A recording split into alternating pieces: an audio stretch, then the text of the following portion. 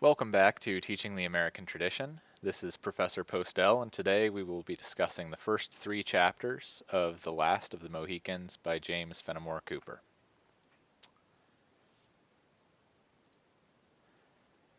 So, who was Cooper?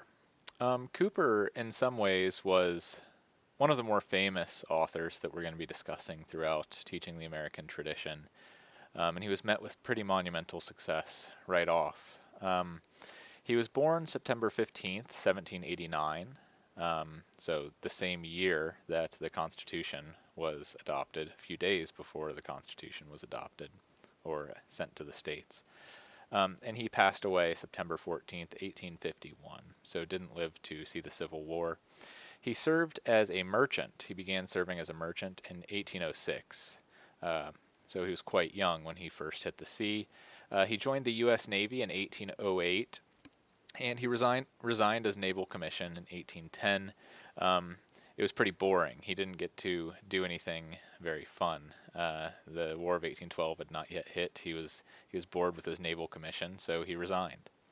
In 1820, he writes his first book, and it's a book called Precaution, and it doesn't have much success. It was very much influenced by Jane Austen, and having read him, you can probably understand how different his style is from Jane Austen. It's no wonder Precaution wasn't a very great success. A year later, he writes The Spy, and it's inspired by a tale that he is told by John Jay, one of the authors of the Federalist Papers, although he wrote by far the fewest number of those papers. And The Spy is met with monumental success. It becomes a bestseller in the US and abroad. It is about a spy who's sort of caught in no man's land during the Revolutionary War, um, and it becomes very successful. After that, in 1823, he publishes The Pioneers. In 1826, he publishes The Last of the Mohicans, which we have read the first three chapters of. Last of the Mohicans builds off of a lot of the success of The Spy. It also becomes very popular in Europe and in the US. In 1826, he moves to Europe, and his children are educated in Europe. He lives in Europe. In 1831, he writes The Bravo. In 1832, The Heidenmauer. 1833, The Headsman, or The Abbey of Vigneron. Um, Hiddenmauer is a book that largely criticizes aristocratic mores, if I could sort of boil it down to its most obvious meaning. And while he's in Europe, he begins to sort of find a love of democracy and build his own sort of understanding of what American democracy should look like. In 1833, he returns to the US and he publishes A Letter to My Countrymen, where he expounds that understanding of of democracy and his sort of vision for democratic America. It's a pretty controversial piece. He criticizes a lot of the mores of the Americans, in a tone that's not quite as friendly as Alexis de Tocqueville's tone. He really attributes a lot of the corruption in America to manufacturing, and of course the Whig Party, who is trying to encourage manufacturers. They really take issue with what Cooper has to say in that piece.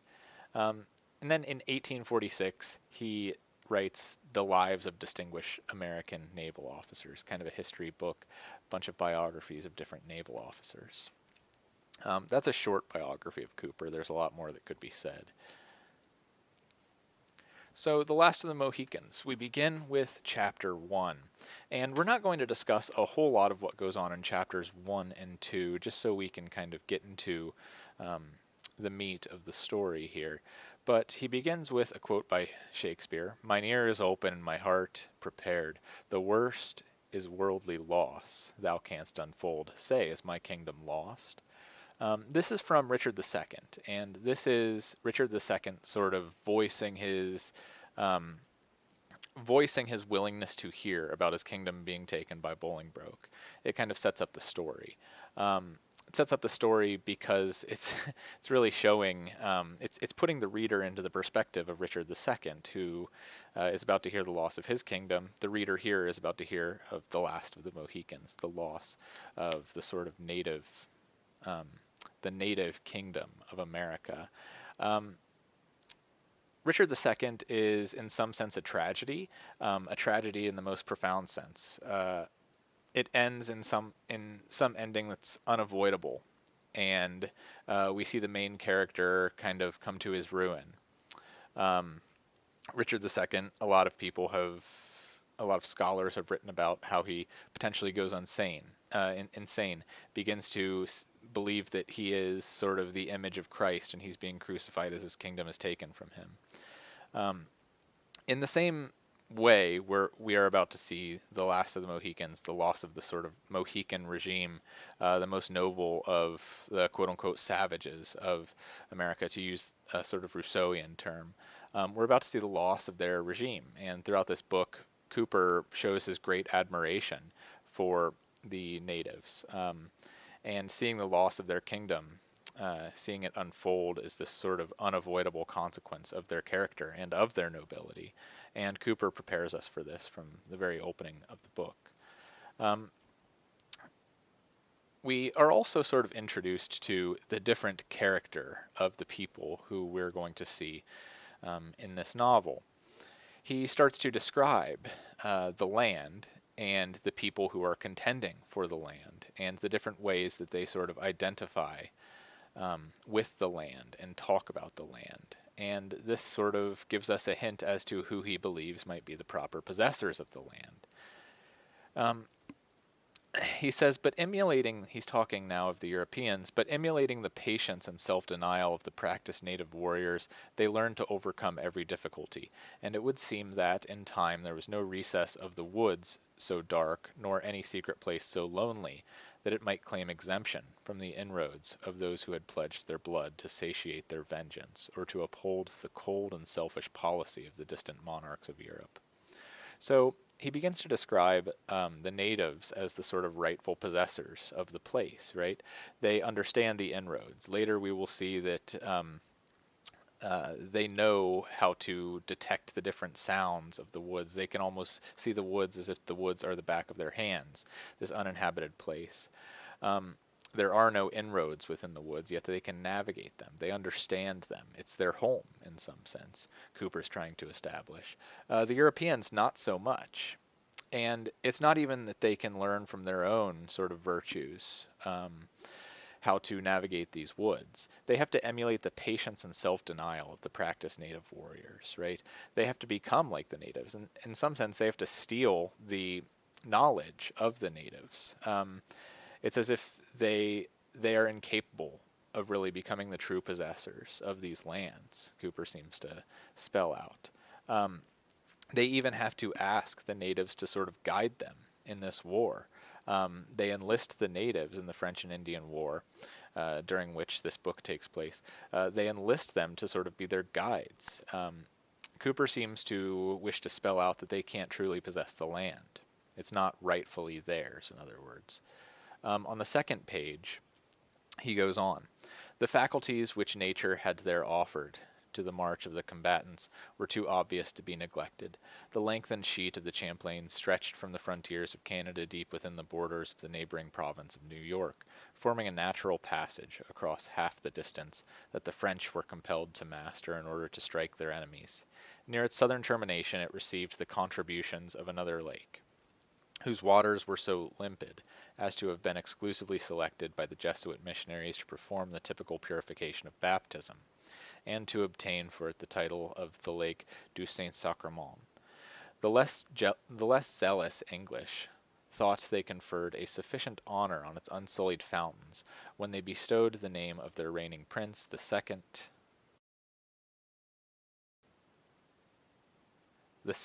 of the House of Hanover. The two united to rob the untutored possessors of its wooded scenery of their native right to perpetuate its original appellation, Horicon. Winding its way among countless islands and embedded in mountains, the holy lake extended a dozen leagues still farther to the south, with the high with the high plain that there interposed itself to the further passage of the water, commenced a portage of as many miles, which conducted the adventurer to the banks of the Hudson at a point where, with the usual obstructions. Okay, so what do we make of this passage? There's a lot of things that we could make of it. Of course, Cooper wants to insinuate that, as he says, the two united, the French and the English, united to rob the untutored possessors of its wooded scenery. Lake Champlain and the neighboring sort of waters. They robbed the natives of the proper ownership of this place. But one of the really interesting things about what Cooper does here is, if you can see in the footnote, he describes the different names that are given to Champlain and the neighboring streams. So the English thought they conferred a sufficient honor on its unsullied fountains when they bestowed the name of their reigning prince, the second of the House of Hanover, Lake George. The natives call this Horican, and in his footnote, he sort of describes that the name given by the natives is proper. And why is the name given by the natives proper? Well, because it sufficiently describes the physical aspect of the lake. So even in the description, even in the names given to these places, the natives more properly describe, more properly encompass the thing that they are naming, the thing that's being named. Now, I don't want to go too much into scripture here, but it's interesting, right? In Genesis, what Adam and Eve are asked to do is they are asked to name things. They're asked to give things their proper names, and that's how they sort of express logos or reason. Now, the way that Cooper sort of describes this difference between giving names to the place, he seems to show that this is the proper home, and those who exert proper ownership over this place are the natives themselves. Very interesting how he sort of unfolds this dispute. But the real tragedy is it's not a fair dispute, in other words, as he begins to unfold in the book. Going on to pages 3 and 4, he starts to describe this war that we are going to be embroiled in. And he starts to describe the conflict. And it seems, it becomes clear that the natives are really just innocent bystanders who are going to get the worst of the deal. And he describes how this is a true tragedy. The people who wage the war, none of them are actually capable of winning. None of these three parties that we see are capable of actually laying claim to this land. On page 3, while in the pursuit of their daring plans of annoyance, the restless enterprise of the French even attempted the distant and difficult gorges of the Allegheny. It may easily be imagined that their proverbial acuteness would not overlook the natural advantages of the district we have just described. It became emphatically the bloody arena in which most of the battles for the mastery of the colonies were contested. Forts were erected at the different points that commanded the faculties of the route, and were taken and retaken, razed and rebuilt as victory alighted on the hostile banners, while the husbandmen shrank back from the dangerous passes within the safer boundaries of the more ancient settlements. Armies larger than those had often disposed of the scepters of the mother countries were seen to bury themselves in these forests, whence they rarely returned but in skeleton bands that were haggard with care or dejected by defeat. Though the arts of peace were unknown to this fatal region, its forests were alive with men, its glades and glens rang with the sounds of martial music, and the echoes of its mountains threw back the laugh or repeated the wanton cry of many a gallant and reckless youth as he hurried by them in the noontide of his spirits, to slumber in a long night of forgetfulness. It was in this scene of strife and bloodshed that the incidents we shall attempt to relate occurred during the third year of the war which England and France last waged for the possession of a country that neither was destined to retain. So the country neither France nor England are destined to retain. The tragedy is that the natives are most certainly not destined to retain. In fact, their numbers are already sort of dwindled by the time that the French and Indian War starts, as Tocqueville will describe. But The interesting line here is, though the arts of peace were unknown to this fatal region, this forests were alive with men. The arts of peace are unknown. That's certainly true of the natives, right?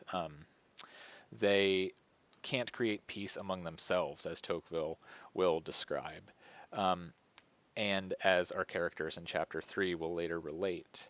There are no real means of peace. This is one of the honorable qualities that Tocqueville relates, but it's that honorable quality that leads to the tragedy, the tragic aspect, right? Um, they are so proud of their heritage and so proud of their place that they're unwilling to sort of bargain. They're unwilling to and incapable of ingratiating themselves into the society of the Americans. They don't draw up peace treaties, right? They battle. Um, they they don't create a nation, right? Although the seven nations are sort of related here in this tale. They are a confederacy, right? They don't work together to sustain their place. They can't create a government. They're incapable of sort of administering a government and creating an army. Instead, they have skirmishes, they have battles, but they can't actually unite themselves in the way that they would need to unite themselves because they have these several different tribes with several different customs.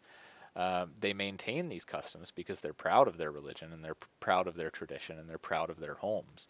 But this honorable quality of the natives ultimately ends in their demise, and it makes them incapable of negotiating. It makes them incapable of banding together.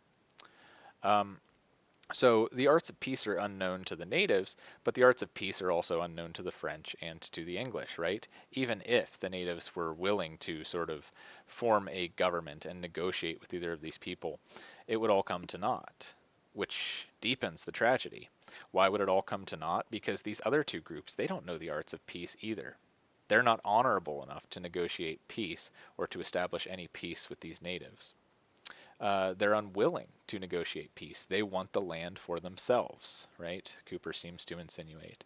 And what will happen if there are three parties and all of them want all of the land and they're unwilling and incapable of negotiating? Well, to the victor comes the spoils, right? To he who can put the largest um, to he who can put the largest army in the field will go the spoils. Um, and that's part of the real tragedy. But beyond that sort of description of the political conflict going on here, um, what we see is that there's a there's a military conflict at the head, right? The French and the English are trying to claim these different forts within the region, and that's where this battle will take place. That's where this story will take place. So what's actually happening in this story? He gets into this in on page 5. Um, when therefore intelligence was received at the fort which covered the southern termination of the portage between the Hudson and the lakes, that Montcalm, that's the French commander, had been seen moving up the Champlain with an army numerous as the leaves on the trees, its truth was admitted with more of the craven reluctance of fear than with the stern joy that a warrior should feel in finding an enemy within reach of his blow. The news had been brought towards the decline of a day in midsummer by an Indian runner, who also bore an urgent request from Monroe, the commander of a work on the shore of the Holy Lake, for a speedy and powerful reinforcement. Okay, so rumor has spread that the French are going to march on one of these forts. They're moving up Champlain with an army numerous as the leaves on the trees. Cooper provides an interesting remark. This is taken with this rumor is taken with fear rather than the stern joy that a true warrior should feel in finding an enemy within reach of his blow. So the English, rather than sort of relishing this opportunity to defeat their foes, they're afraid and they're sort of scrambling.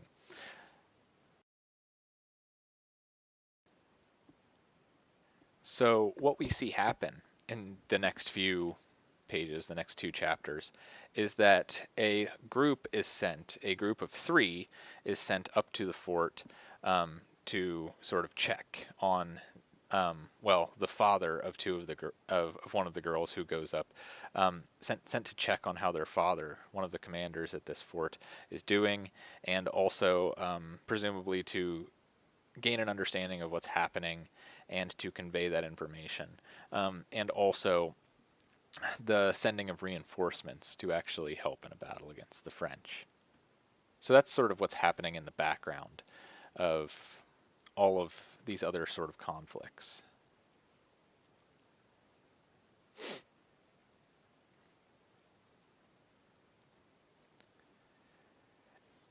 And we won't get into all of the different things that happen on this sort of voyage of this trio up to the neighboring fort. But one thing that we see is that this fellow Major Hayward is leading these two girls up to the fort, and a stranger joins them. And this stranger, he is a psalmist. He goes around and he sings in the nature of the Psalms, and the girls trust him and they want him to join, and they start singing. And this apparently alerts one of the natives. Um, but Major Hayward is sort of too comfortable in his own strength to understand that this is bringing about danger. Um, it's said on page 25, Major Hayward was mistaken only in suffering his youthful and generous pride to suppress his active watchfulness. The cavalcade had not long passed before the branches of the bushes that formed the thicket were cautiously moved asunder, and a human visage, as fiercely wild as savage art and unbridled passions can make it, peered out on the retiring footsteps of the travelers. So Hayward sees a sort of twinkling thing in the bushes. He thinks that it's a berry, but in fact it's the eye of one of the natives who's really tracking their movements. So that's sort of happening on their way up to this other fort. Um, in other words, again, what Cooper seems to want to show us is that the Europeans are actually quite ignorant. Um, Major Hayward is mistaken. He has sort of youthful and generous pride. He's mistaken. He's sort of brash. He is also rash, right? He doesn't know what to really look for. He's unacquainted with the arts of navigating the forest, and he doesn't know when to be careful and cautious. He doesn't know how to conduct himself. In fact, he even has a native runner who's sort of who's showing him the way to his own fort. It's kind of pitiful on his part.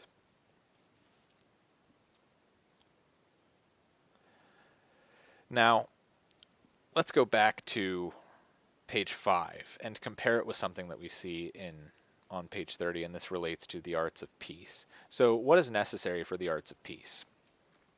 What's necessary for the arts of peace is a sort of the ability to write things down, right? Treaties of peace are contracts that are written down on the page. Um, and one thing that Cooper wants to illuminate is that the natives, they give their tales by spoken word, right? They don't write down their books. The Europeans, they write down their stories. And one thing that Cooper wants to distinguish is that in sort of writing down the words that are parts of stories, the Europeans, they are capable of sort of creating these peace agreements, creating peace treaties. But also what happens when one writes down words and puts them in books is that they're read and they're interpreted differently from different people. And what this can do is it can lead to a sort of fearfulness. It can lead to rumor spreading. People can have different sort of reactions to this thing, and reactions can become over dramatized and blown out of proportion. Um, but nevertheless, it gives you the ability to sort of communicate the idea to a number of people. So it's a sort of double-edged sword. He contrasts this with the sort of art of speaking stories that is common among the natives. On page 5, he's sort of describing uh, the interpretation of the Europeans of the stories about the natives. He says less recent massacres were still vivid in their recollections, nor was there any ear in the provinces so deaf.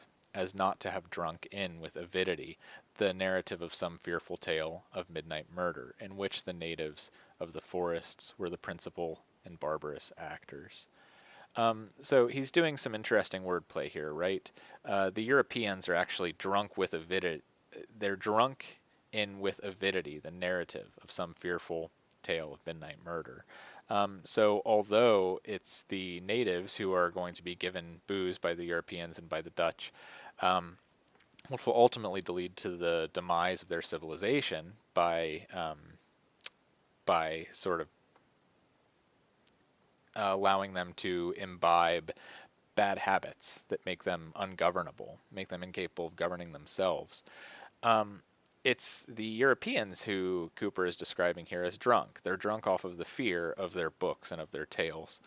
He goes on, as the credulous and excited traveler related the hazardous chances of the wilderness, the blood of the timid curdled with terror, and mothers cast anxious glances even at those children which slumbered within the security of the largest towns. In short, the magnifying influence of fear began to set at naught the calculations of reason, and to render those who should have remembered their manhood the slaves of the basest passions.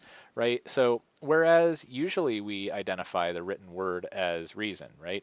Logos is speech. Logos is best sort of transcribed as the proper syllogism through writing things down. But among the Europeans, the written word has the opposite effect, right? It makes them the slaves of their basest passion.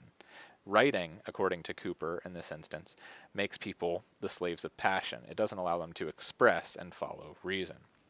Interesting. Um, and also it makes them cowards, right? Cooper wants you to make no mistake about this. It makes them cowards. They're afraid of everything, and when you're afraid of anything, you might possibly lash out at everything. So it makes them sort of unreasonable and incapable of practicing proper courage.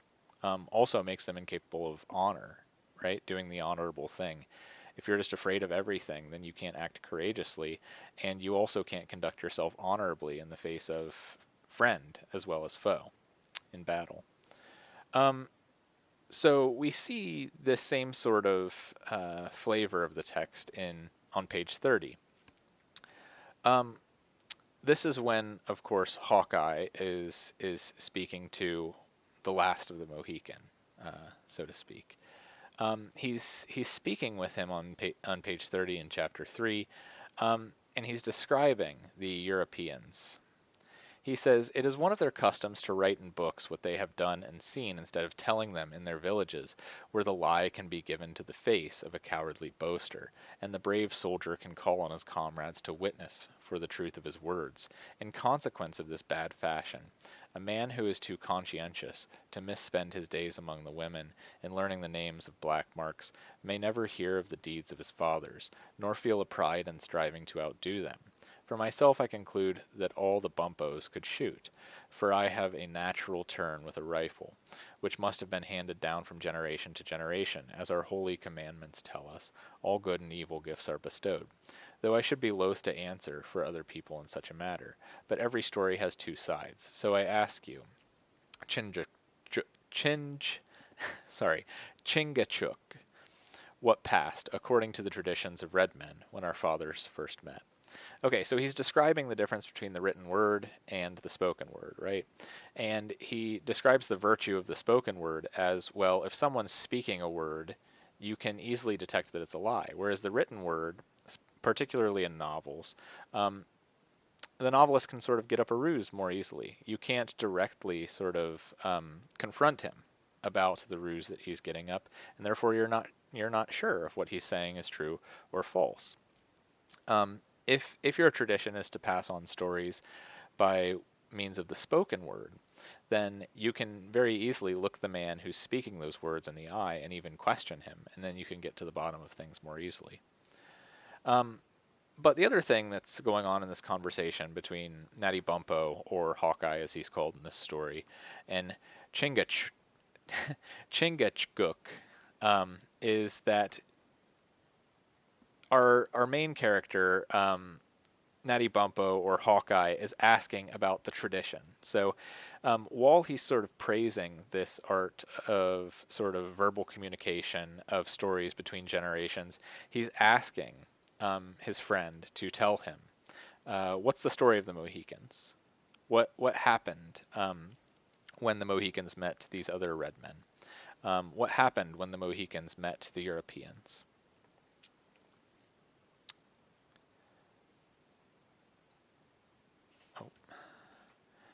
Oh. So a silence of a minute succeeded, during which the Indian sat mute. Then, full of the dignity of his office, he commenced his brief tale with a solemnity that served to heighten its appearance of truth. He says, "Your ear shall drink no lie," right? He reassures him that he's going to be truthful. "It can't be denied that your traditions tell you are true in both these matters," said the white man, Natty Bumppo, Hawkeye, right? "For I have been there and I have seen them." So he describes his friend, Hawkeye's friend, describes the sort of setting, right? What kind of battle is going to ensue?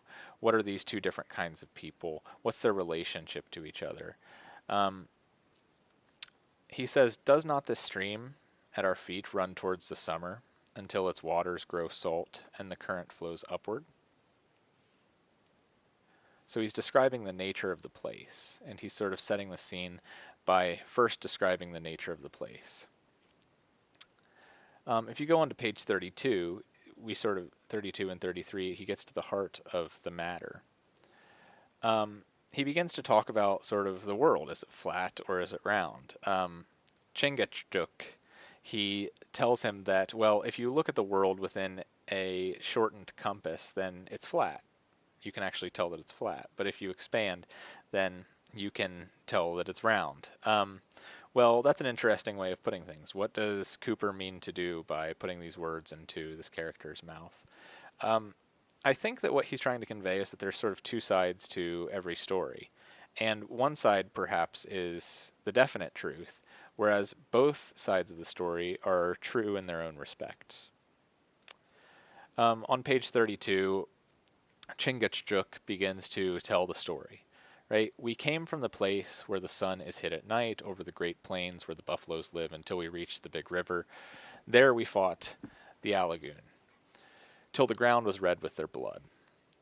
From the banks of the big river to the shores of the salt lake, there was none to meet us. The Maquas followed at a distance. We said that the country should be ours from the place where the water runs up no longer on this stream to a river 20 suns' journey toward the summer. The land we had taken like warriors, we kept like men. We drove the Maquas into the woods with the bears. They only tasted salt at the licks. They drew no fish from the great lake. We threw them the bones."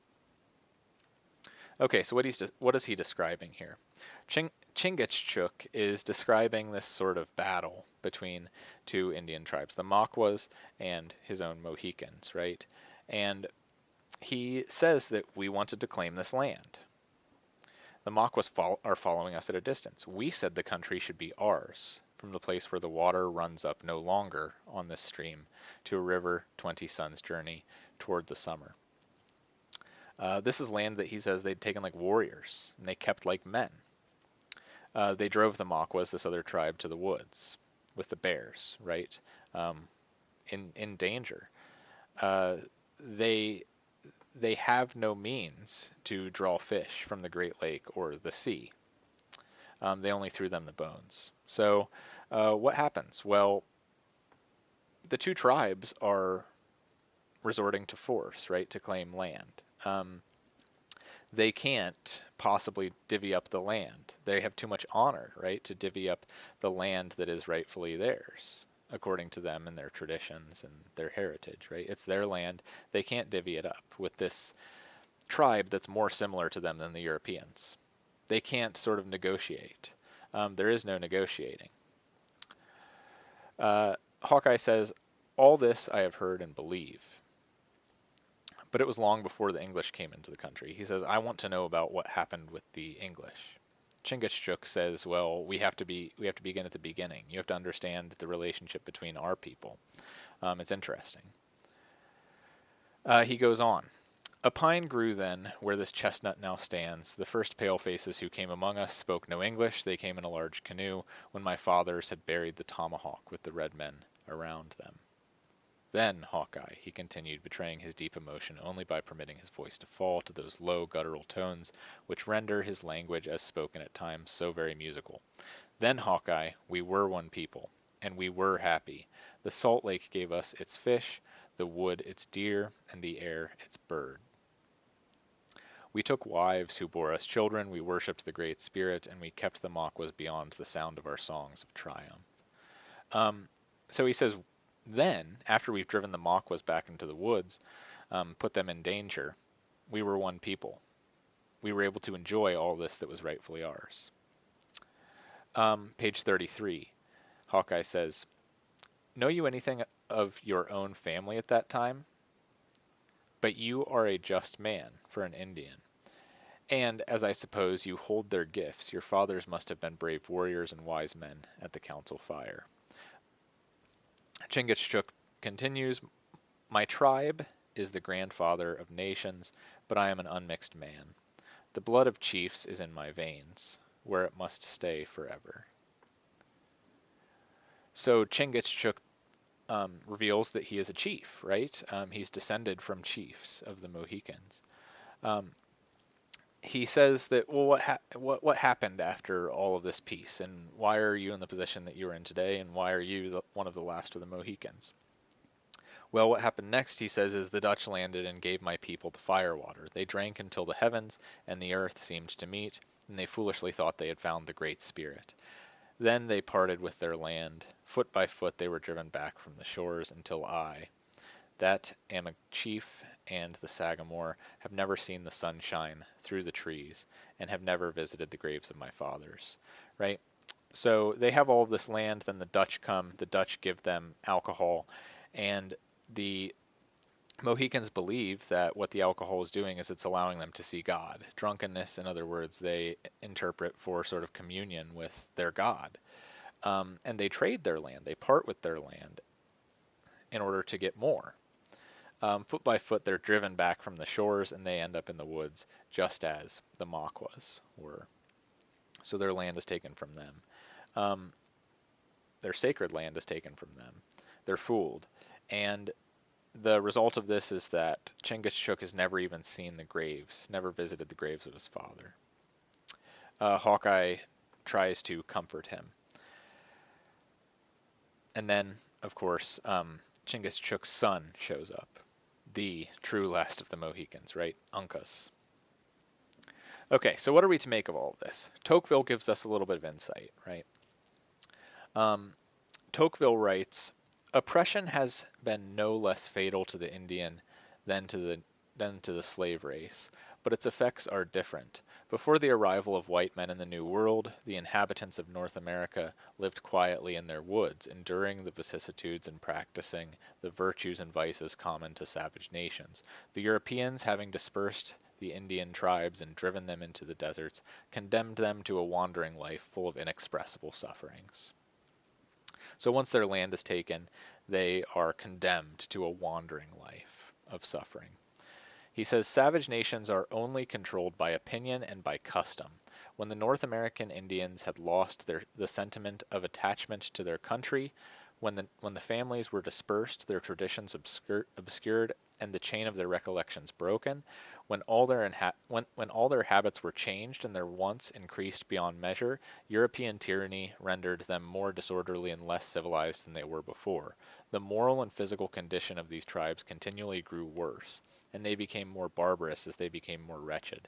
Nevertheless, the Europeans have not been able to metamorphose the character of the Indians. And though they have had power to destroy them, they have never been able to make them submit to the rules of civilized society.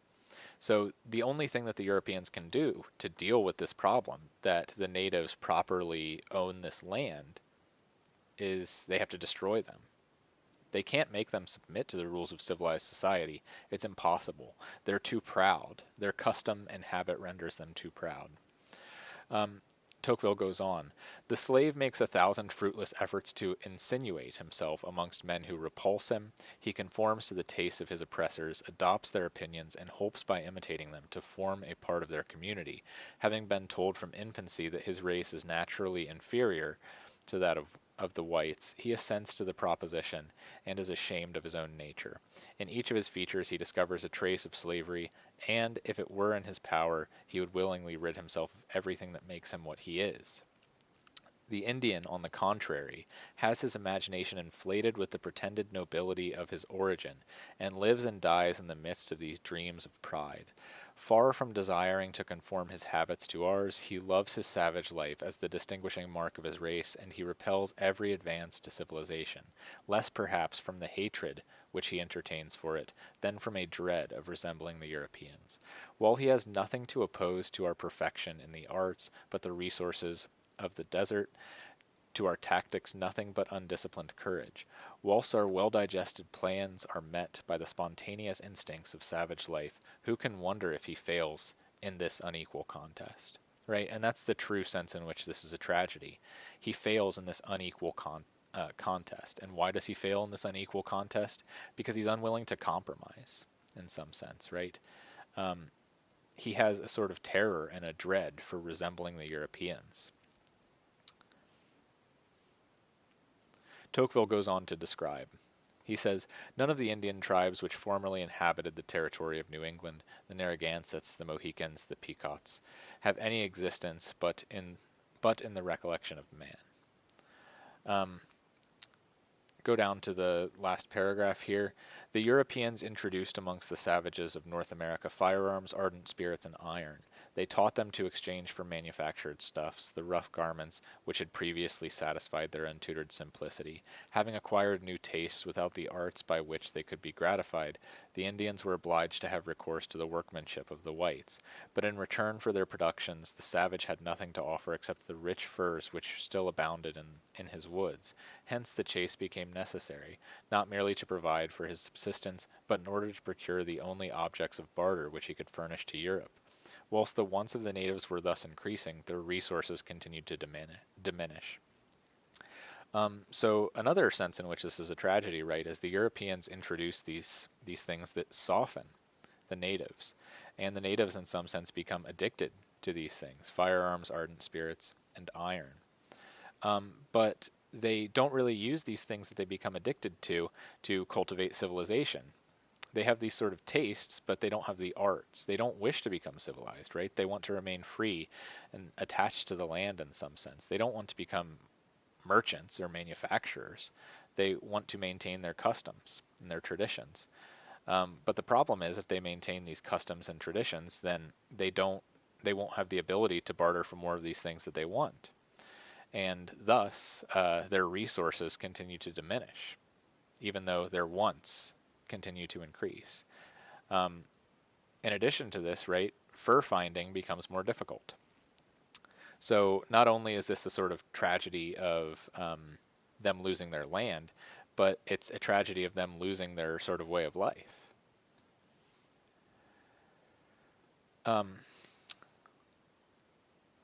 Tocqueville goes on and says, let's go to the second paragraph here.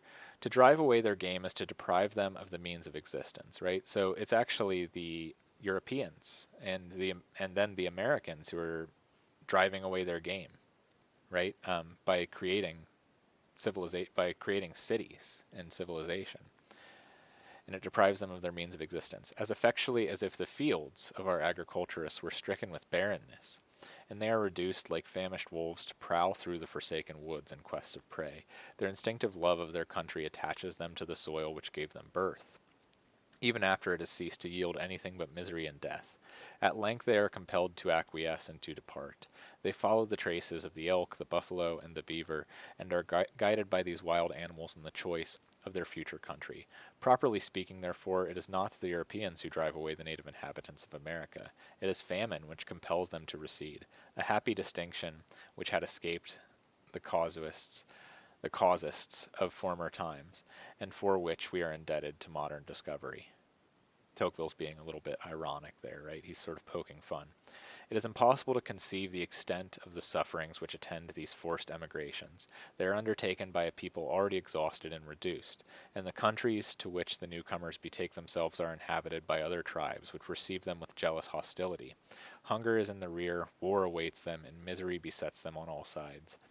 In the hope of escaping from such a host of enemies, they separate, and each individual endeavors to procure the means of supporting his existence in solitude and secrecy, living in the immensity of the desert, like an outcast in civilized society. The social tie which distress had long since weakened is then dissolved. They have lost their country, and their people soon desert them. Their very families are obliterated, the names they bore in common are forgotten, their language perishes, and all traces of their origin disappear. Their nation has ceased to exist, except in the recollection of the antiquaries of America and a few of the learned of Europe. So what does Tocqueville go on to say? Well, everything is eventually obliterated. How is everything obliterated? The social tie, the family itself, right? Aristotle in Book 1, Chapter 2 of the Politics, he describes that the household exists. Then the sort of tribe, with the oldest of the household acting as a sort of king. Then what you have after that is the city. Well, each of these is sort of progressively chipped away at, peeled away for the natives. Finally, after they're dispersed and they can no longer get food, they sort of resort to this subsistence living, and the only thing they can do is provide for their own, the very closest to themselves. The social tie, the society itself, then with the breakup of these Indian tribes, the social tie, when it diminishes, it finally no longer exists. And when that social tie no longer exists, then the stories that are told back and forth among the households and among the tribes about their heritage, about their gods, about their religion, those are no longer kept up. And then everything is dissolved. This begins with the dissolve of their land, and then it ends with the dissolve of the family and of the village. And Tocqueville states that what you finally have is you have no more recollection of this civilization, of this society. Tocqueville seems to insinuate, and Cooper also, I think, agrees with Tocqueville, that this results because of their own character. But there are aspects of that character which they are right to love and they're right to hold on to. Their sense of honor is praised by both Tocqueville and Cooper. But the reason that this story, Last of the Mohicans, and the story of the natives themselves is such a tragedy is that the very thing which makes them honorable is the thing that leads to their own demise. So that's it for our Last of the Mohicans lecture. I'm sorry we couldn't get more into the text. There was a lot of text, and I really wanted to get into what Tocqueville has to say, because I think he and Cooper are in agreement. But from our text that we read, I don't think Cooper's able to really bring it home by the third chapter, so I wanted to sort of present it through Tocqueville's eyes as well. Thank you for joining me today, and I look forward to chatting with you next time.